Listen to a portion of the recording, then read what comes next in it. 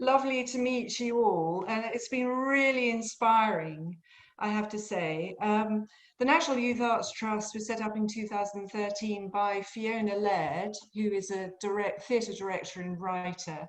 And Fiona was basically concerned about young, disadvantaged, talented individuals who were unable to access the performing arts because of social and economic deprivation. So she did this wonderful thing, and even though it's a young charity and we have 2 full-time employees, we run projects, theatre projects in Hull. We've done one in Ely.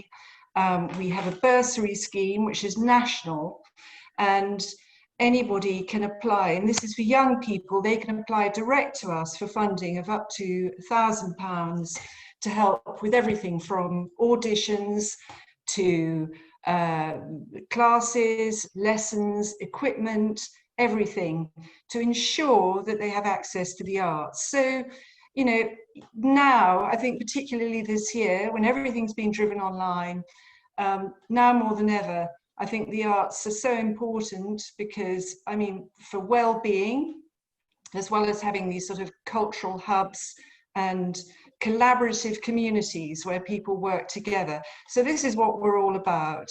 And we're about to start a project at Grenfell with another charity. We're partnering with another charity to do a musical theatre project running next year as soon as things start opening up again. Because that community is so fractured still. There are issues around well-being, around BAME, all sorts of things. So we want to have a foothold in our local community. We're based in London.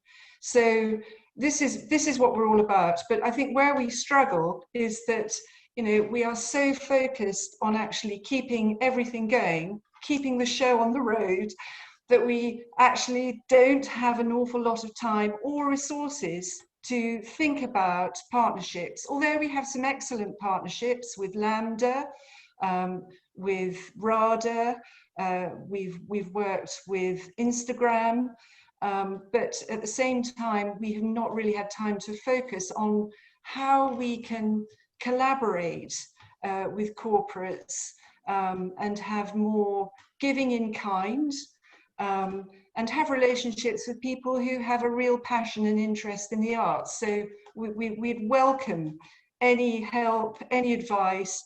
And I think a lot of the points that have been made today, I mean, there are so many. I've got so many pieces of paper here.